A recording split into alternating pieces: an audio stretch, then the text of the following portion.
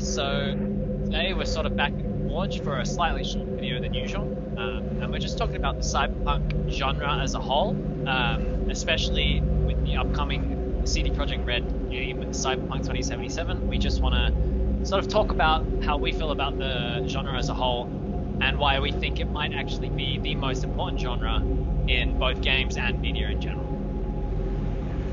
Yeah, so it's definitely my favorite genre of storytelling overall, and I'm going to slightly widen the net of what I mean when I say cyberpunk, not specifically the exact definition, but I'm going to widen it slightly to that kind of dystopian, near future slash in some cases current present I should say, dystopian sci-fi style. And I'll get a bit more into that a bit later, but it absolutely, in my opinion, is the most important genre of current age, because a lot of the concepts that have been going in cyberpunk, for 100 years now in terms of literature and storytelling are actually coming true in real life, and things that we have to be aware of in real life. So it's in many ways it's an important genre, and I'm going to try and focus on the games that you can get into, as this is predominantly a gaming channel, but we'll also talk about in other areas of media as well. So do you have any kind of initial thoughts on cyberpunk? Where does it rank amongst your genres, for example? Yeah, for me it's definitely probably top 2, top 3. It's sort of up there with the whole sort of fantasy genre for me. And I mean, the only reason why fantasy genre is even up there is just because of some of the works that have been done in it. Lord of the Rings, Game of Thrones, Witcher, all of them kind of sit at the peak. But the cyberpunk genre, even without any there are sort of masterpieces in every genre, but even without some things on that level, it still sits near the top just because of how I guess relevant it is. You see the predictions in Orwellian futures and whatnot, and that sort of thing is already becoming true. So yeah. Yes, I agree. I think cyberpunk, what it really is the extension of fantasy, and what I mean by that is that fantasy was a way of looking at the world as it was, based on old stories like your Robin Hoods or whatever, and embellish with I guess magic or mana or whatever it is, whatever it may be, and it was a way of almost doing a psychological interpretation of that world and a sociological assessment, and I think that's what cyberpunk now is really, and I would say that cyberpunk, I guess, started really in earnest without the name, obviously, probably about 100 years before the name actually came about, in the late 19th century, with people like H.G. Wells, for example, the time traveler, and stories like this, and you can see the influence of it, of that in things like, there's a couple of Futurama episodes similar to that, but for example, as I said, one of the earliest pieces that could probably be considered into this genre, this extended definition genre, as I said, is H.G. Wells' work. So the time traveler is a massive one, and I'd recommend anyone to go and read it. Yeah, and then you've also got things like George Orwell, the 1984, that whole assessment of what the future will become under a sort of authoritarian government, and it's sort of the balance between the sort of utopian and dystopian futures that we might get. I think cyberpunk usually shows a dystopia that's sort of almost disguised as a utopia, I guess. So you'll have the government sort of promise of a utopia, but the deliverance of a dystopia. Yeah, exactly. It's sort of the it's sort of the dichotomy between them, showing offering one but actually receiving another under the guise of the one you wanted in the first place. So it seems like order and peace and privacy, but it's actually the opposite, essentially. So this is also why I think in one of my favorite other types of things to look up on YouTube and various sources is conspiracy theories.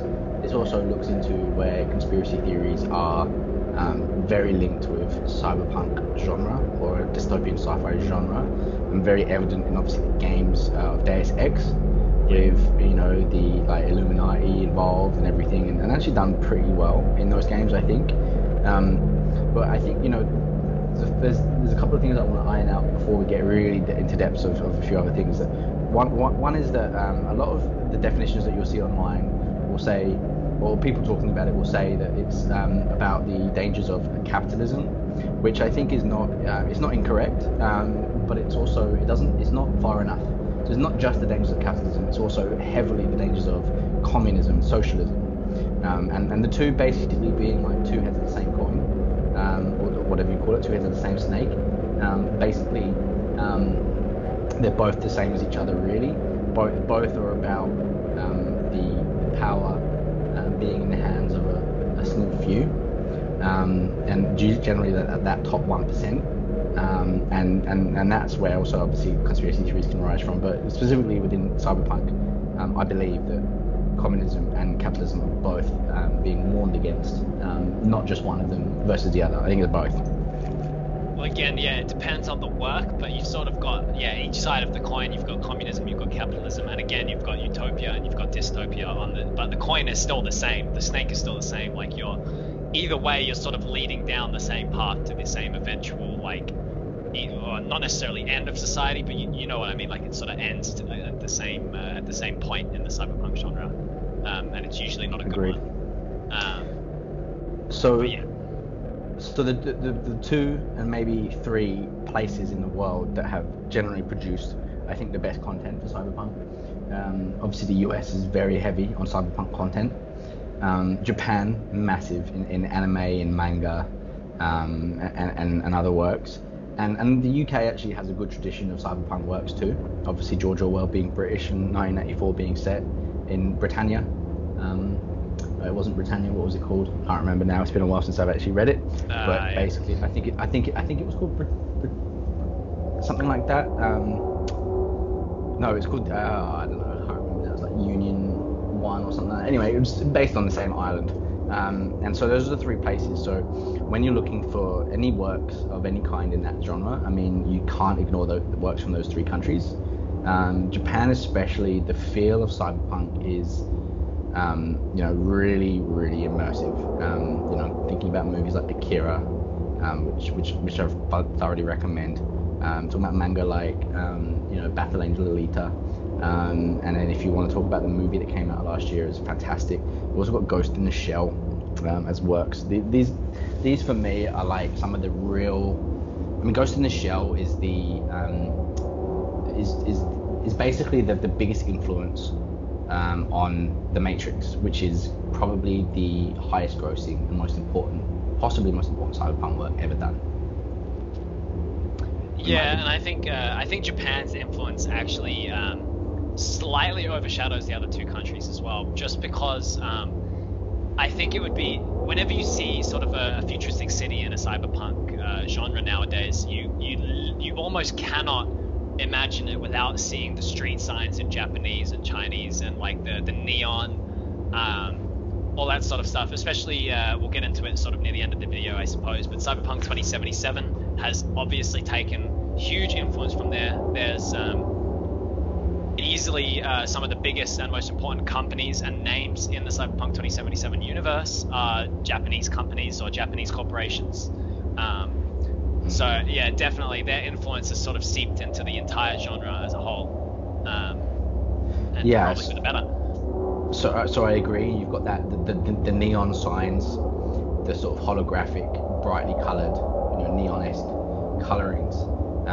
Go hand in hand with obviously Japan, Tokyo in particular, I'm thinking, but also Hong Kong. You have a lot of that as well, and I think that you picture your generic, typical cyberpunk city, which is that blend between Western and like Eastern, and it usually has writing that's in, say, Japanese and a lot of Asian, but the people might speak in English, for example. Yeah, and then I picture the scene in Blade Runner with Harrison Ford's Deckard character eating the noodles at the side with the neon advertisements going up overhead. That's my picturesque. That's the typical cyberpunk scene. Yeah, and I think it sort of ties back to what we were saying before about the two sides of the coin. You have the bright neon and the sort of the flashy looking city that kind of hides the sort of underbelly and the darker side. So you've got the sort of utopia and dystopia again there. It's sort of always present. It looks advanced and bright and colorful on the outside, but getting deeper into it, the genre usually ends up having a sort of darker undertone as well. Yes. I think so that in terms of the feel, that's definitely it. And usually you have this feeling of, for me anyway, in whether it's a game, book, movie, whatever, it's a feeling of the elite being even more elite than ever before, and the poor, if you like, being even more poor than ever before, and in more squalid conditions. Apartments that, like everything all in one, like it's a one small room, and you press a button on the wall and it flips around and it's a bed, and then you press it again and it flips around and it's a kitchen, etc. Right? And I think this is one of the biggest, obviously, debates. This is why for me it's communism and capitalism, where you've obviously got the big corporations, and I'm thinking even stuff like the Alien movie series is actually a lot more cyberpunk than perhaps some people would give it credit for. It just happens to be set out in space around the aliens more than it is, say, on Earth or whatever.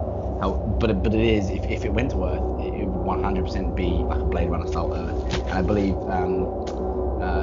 Ridley Scott actually said that they're set in the same universe too.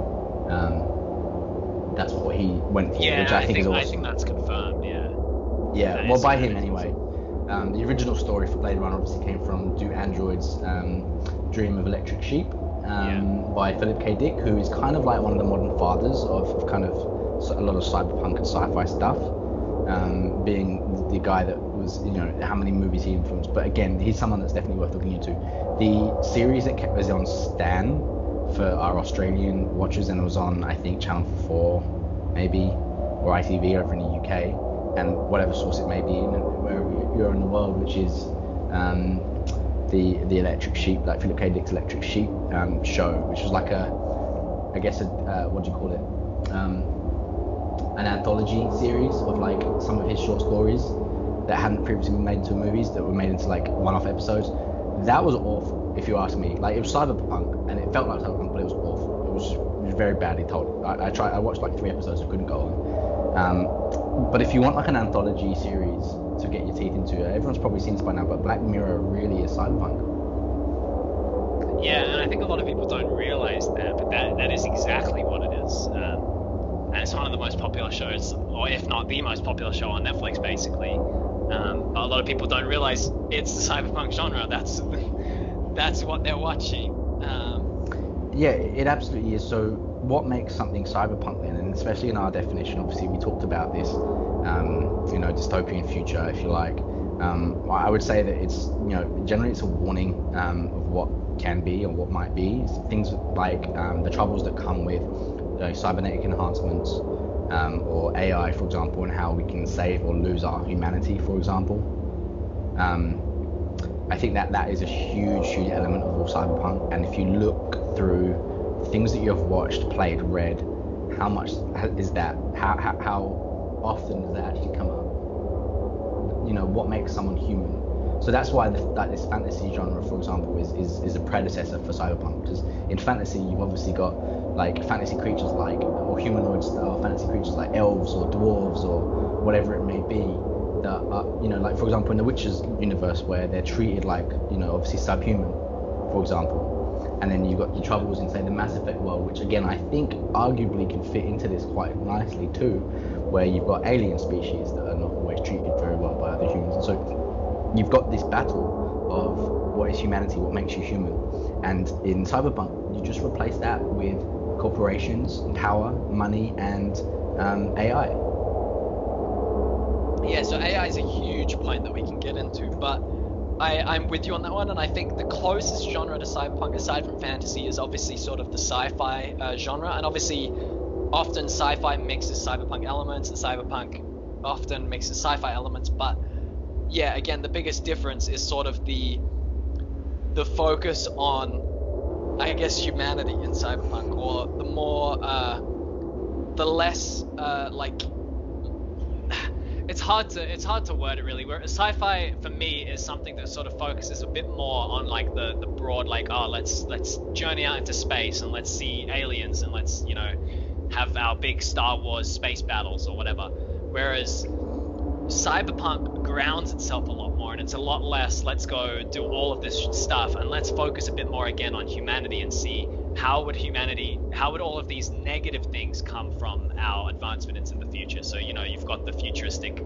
different drugs that come from the future, so obviously that's a huge one, and it's going to be huge in Cyberpunk 2077, I'm sure, is, you know, yeah, drug use, media, entertainment, that sort of thing, all these different industries and like human issues that get expanded upon because of the sort of cyberpunk genre and futuristic setting. That's what sort of, for me, makes cyberpunk more important than sci-fi, I guess.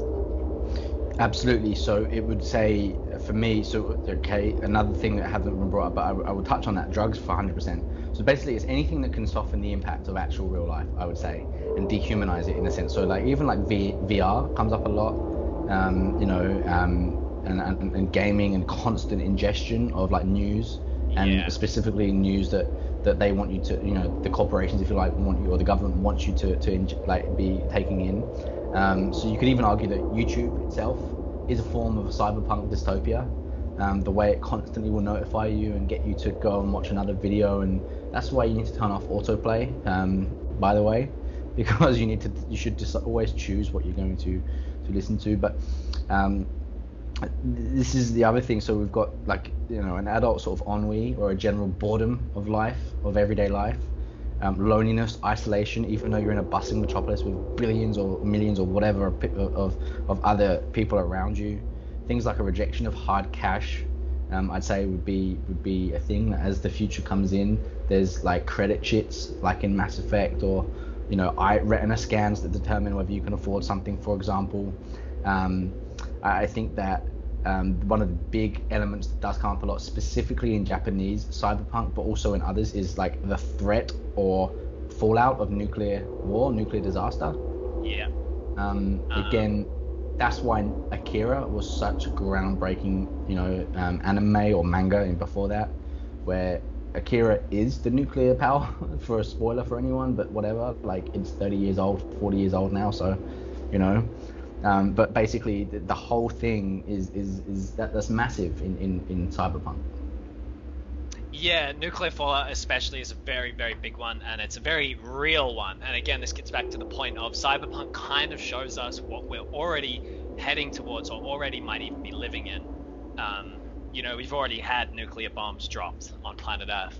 Like, basically, I mean, it's a bit of an understatement, but with a bit of a click of a button, you can technically, like, countries can technically send out nukes. So we're sort of already living in that reality. Like, that could be a reality for us at any point. So it's a huge one. And the other one is surveillance. So like the Big Brother, and like, you know, George Orwell's 1984 covers this a lot. But the whole idea of, you know, your lack of privacy, or your loss of the loss of human rights, basically, like the stuff that we are already heading towards with the CCTV cameras everywhere. Like, you have like a record, like they know like the governments and corporations will know everything about you, or will be able to learn everything about you, like, pretty easily. It's like, these are the sorts of things that make Cyberpunk a more like dark genre, but also a more believable and realistic genre for me. Yeah, and this is where, as I said, this is more than just a genre. It's actually a way to already show you what world we're probably already living in some cases. Especially with surveillance, for one. I mean, nuclear threat is there for sure. You know, it's there are some, and again, the quality of them may be up for debate, but the message behind them and the feeling behind them is there. So movies like Equilibrium, for example, where that whole society was built under the threat of another world war. So they had said they had World War III, and they knew they wouldn't survive another one. So basically, they started giving drugs that removed emotions, and so they lived in this kind of like communist world. and if you've ever seen that movie, the symbology is huge throughout that of both. It's actually socialist, but it has a lot of like fascist symbology as well, because they're both pretty much the same. And I'm happy to debate anyone in another format on that if you have a problem with that statement, but they are. And basically, this movie, you can say what you like about it in terms of its overall quality, but if you watch it as a cyberpunk movie and with a message, and you listen to that message, it suddenly becomes an amazing message, an amazing movie. I think the problem with a lot of people, for example, in that movie, is they watch it as an action movie. Same like the Matrix follow-ups, for example. So the first Matrix is most people would say is one of the best movies of all time. I think it very much is. The second two generally don't get as high, because people watch them thinking these are action movies, and they're absolutely not. They're absolutely not. They're cyberpunk movies. And if you watch them with that mindset rather than as an action movie, there's still flaws, of course. They're not perfect, but ultimately they're actually much better than you think. They're actually much better than you think if you remove the action component. Well, yeah, it's sort of the idea that they forced in extra fights because they were trying to sort of hit that action quota, whereas if they focused on the cyberpunk elements, the fights that do happen will have a lot more meaning and will thus be like much more like memorable. That's but right. It's sort of slight, yeah. It's But this is also based on. This actually covers two topics. It covers the threat of nuclear disaster, because you have in those movies the humans obviously torch the skies with nuclear bombs, and you also have these AI machines that. Or some of them are AI, some of them are not, but whatever, machines that are basically trying to use humans as their energy source.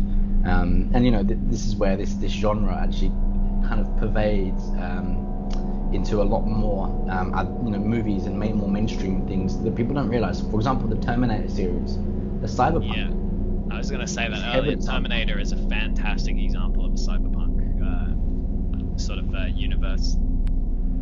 100%, and others. So you made a point earlier when you mentioned about sci-fi with space battles and Star Wars. Well, I just want to say that Star Wars is not a sci-fi at all. It's a fantasy. It just happens to be set in space. Yeah. But there's no scientific explanation throughout those movies. Actually, it's all fantasy explanations and magic and whatever else. The Force. They call it the force of the gaps. If there's any gap in the plot, just there's the force. So. Well, the force is really just a magic system, basically. It is, and it's a hard magic system, basically, rather than a soft magic. Well, it's actually more soft because it kind of, again, like you say, it fills in gaps. But there were some kind of set rules to the force, and now there's not. There should have been, yeah.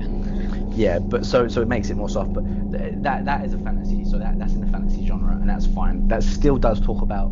Obviously, there's a couple of cyberpunk elements in there, particularly with like Darth Vader's character being a cyborg comes in. But I think there's a lot of things that might not be purely cyberpunk genre, but might have elements creep in every now and then. For example, like Star Trek series is not a cyberpunk genre. As well.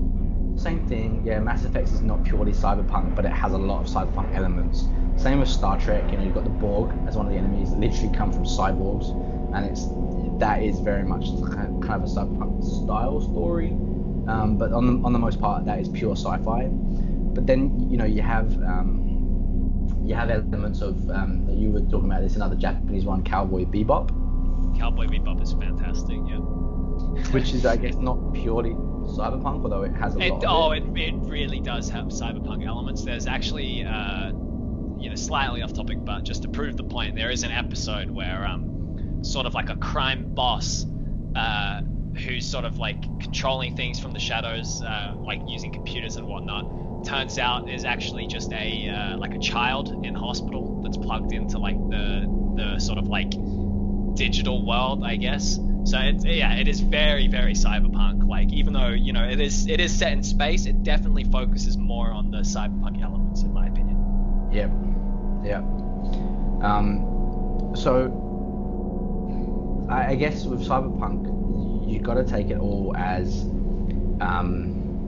you almost got to forget that it's called cyberpunk. I'd rather, it's just the name that it was given, and it came from, I believe, a book written in like 1979 or 1980, around that time, and that's when it sort of got taken on. There's a lot of books in there, and I can definitely recommend a few. But what I want to do is this is a games channel, so we want to talk about games that are in Cyberpunk in particular. And I also want to talk.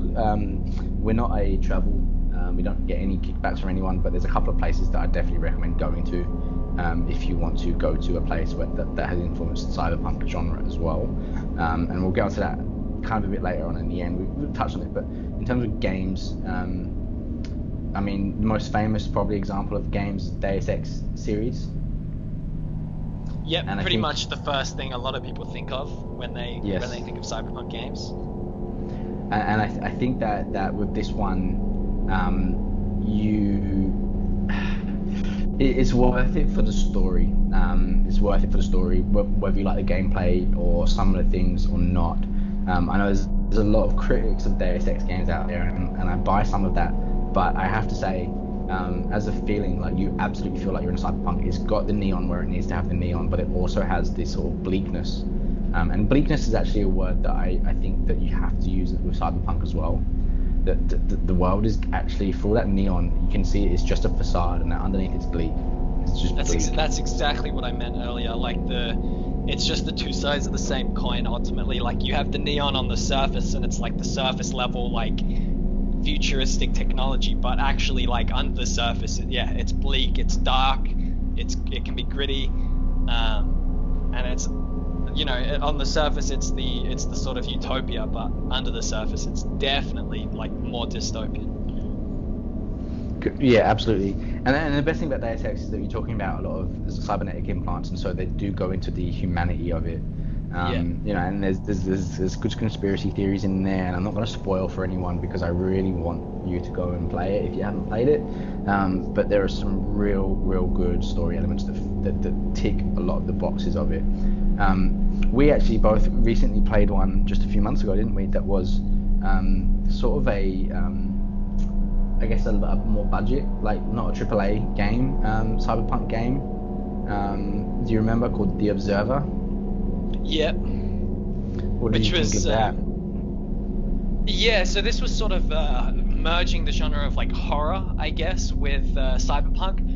Which also goes hand in hand with cyberpunk very well too. Yeah, it does. It works, man. Cyberpunk is a very good genre for pretty much mixing with almost anything, basically. But yeah, no, it was a fantastic game up until, I mean, personally, the ending sort of segments got a little bit. It sort of lost the plot a little bit, but which was exactly as what the character did do. So true. It kind of fits that too. So basically, it was sort of it was a budget game set in Poland, in a Polish city. Yeah. And it ticked all the boxes of like some cybernetic implants, drugs to lessen the pain, a very closed-in like apartment block.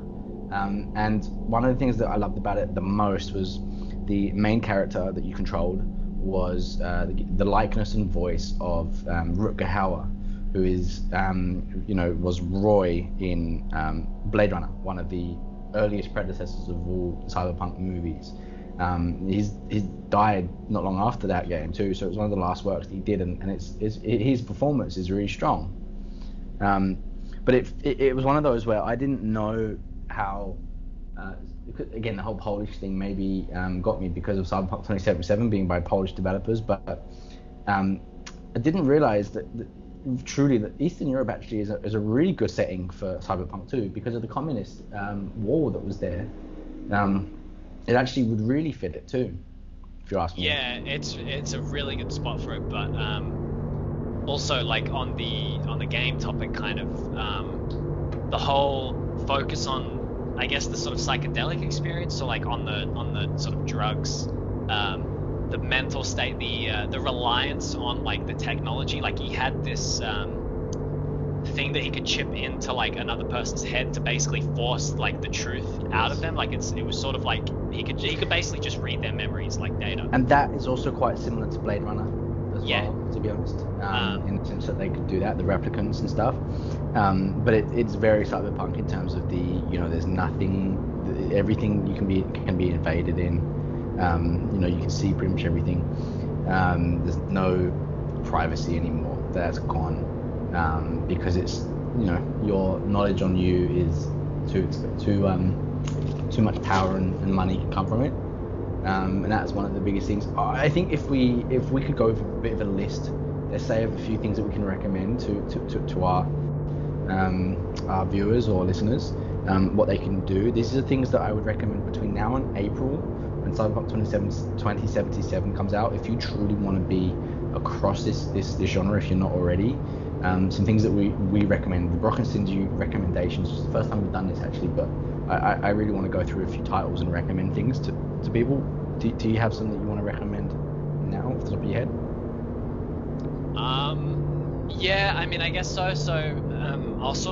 We can do games as well, but I guess a few things that you might not expect to be sort of in the cyberpunk genre. But we have the Resident Evil games and movies. They have, obviously they're mostly horror, but there's definitely a bit of cyberpunk in there. You've got like Raccoon City, that sort of thing. And then to some extent, we've also got the Hunger Games series, which is very much like cyberpunk, and it focuses a lot more on sort of the aftermath of like a nuclear fallout, which then also leads me on to another one. The Fallout series as a whole technically follows cyberpunk. This one, of course, is recommended. I barely even need to bring this one up because, of course, people know Fallout already. But if you haven't played them, I definitely recommend it because it is technically in the cyberpunk genre. Have you got any? Yeah, just to, I guess, move on from some of those. I mean, you mentioned Hunger Games. There's another similar-ish kind of series that came out of Get Books and then movies. The movies weren't so successful, but they were called Divergent series. Yeah. They're not great, the movies, again, as movies go, but if you want to understand the world and, some things in there, you can go with that one. There's a lot of TV series that I'd love to recommend. So there's one called Caprica, which is like a prequel to Battlestar Galactica. Now, Battlestar Galactica is not a cyberpunk at all. It's just sci-fi, and it's pretty much almost, even though it has AI in it and it has robots or whatever, it's not. You can't really call that cyberpunk. But the prequel Caprica is perfectly cyberpunk. They live on this planet, and they have this like nightclub that they go to. It's a VR nightclub that you basically plug into your computer, and then your virtual person goes there.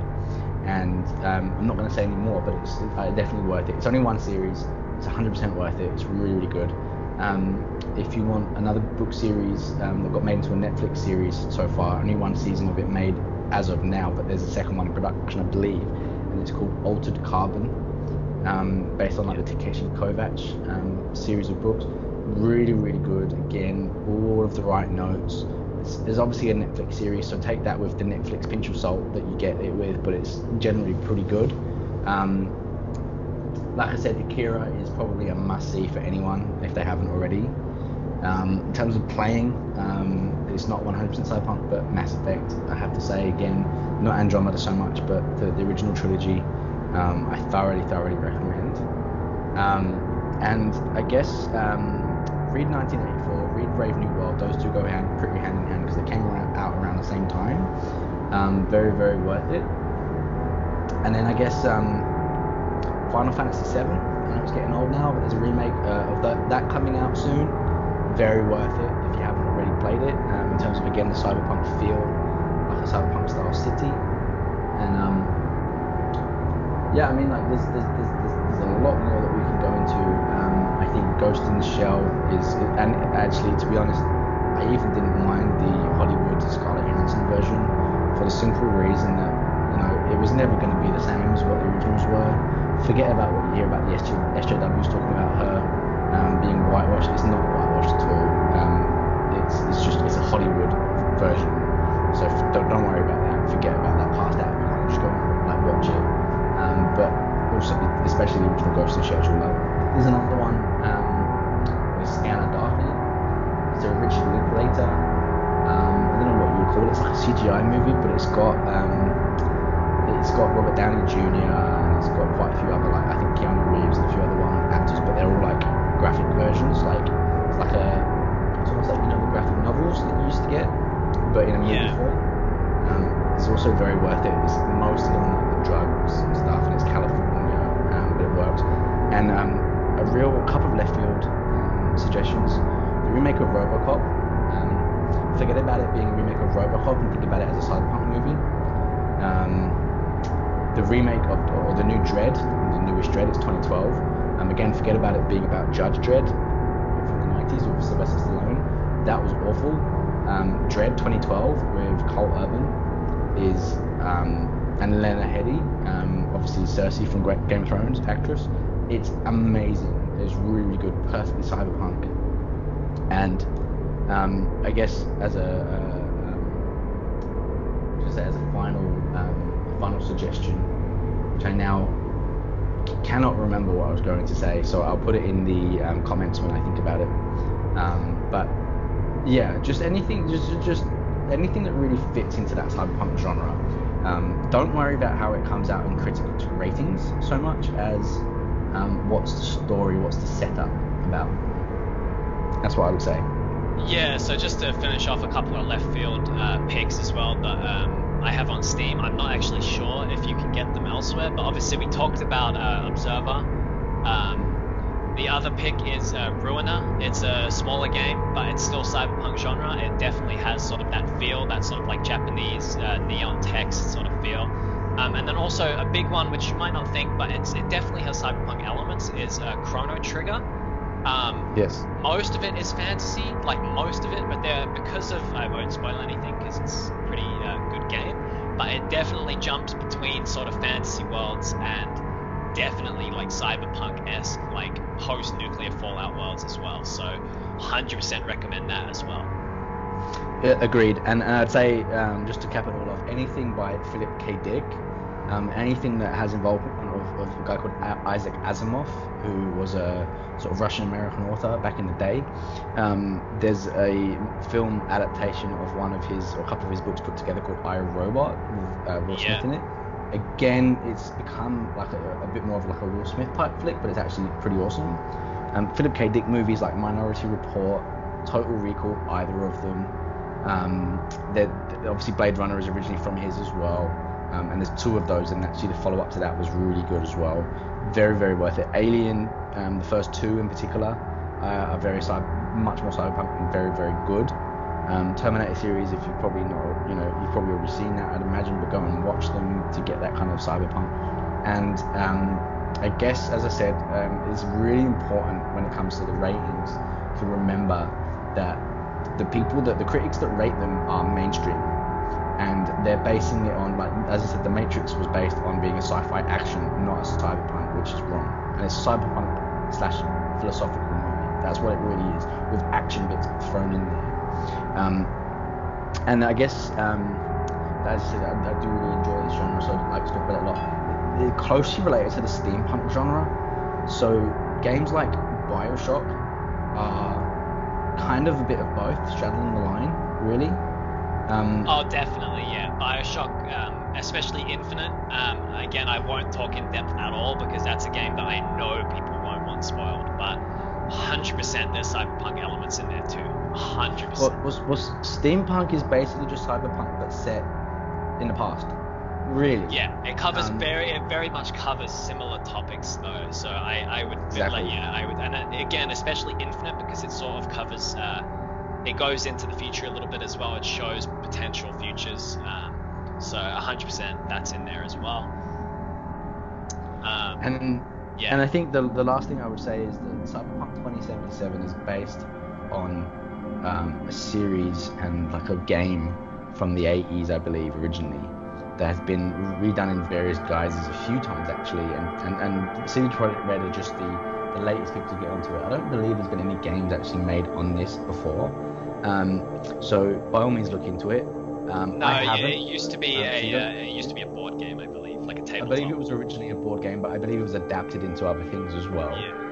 Because it was quite popular at the time. But I don't necessarily recommend that you go and do it because I haven't, and it's not affecting me in any way, shape, or form. But if you want to, that's where it is. But what I would say is, cyberpunk as a genre is worth taking in everything you can possibly take in, and remembering. Once you get into it, you will see it in so many more places because it does come through. The last thing I wanted to say is if you want to go to places in the world that exist. There's places that are worth looking up online or going to. Hong Kong, obviously being a city, Tokyo and New York in particular, are probably the three biggest ones that I can think of, other than a few other Asian cities, obviously. But there was a place that used to exist up until about 25 years ago, or nearly 30 years ago in Hong Kong, called Kowloon Walled City. I definitely recommend you look that up and read about it, because it's like, you see that and you'll see every cyberpunk you've ever seen looks like Kowloon Walled City. You have Shibuya district in Tokyo, and of course Times Square in New York are the biggest, most obvious places. If you want to get inspiration for your cyberpunk, you go there. Yep, and with that, that's basically everything we wanted to cover here. Ultimately, it was sort of just a recommendation of the whole genre. Definitely check out the things we said, and be sure to get yourselves ready for when Cyberpunk 2077 drops, because I feel like this is going to be one of the biggest names in the cyberpunk genre, and it'll definitely, hopefully, live up to the expectations of the genre that we have. And specifically, being 2020, we are now 10 years away from the AI overlords taking over. So if anyone is listening to this currently, we fully embrace you, and we submit.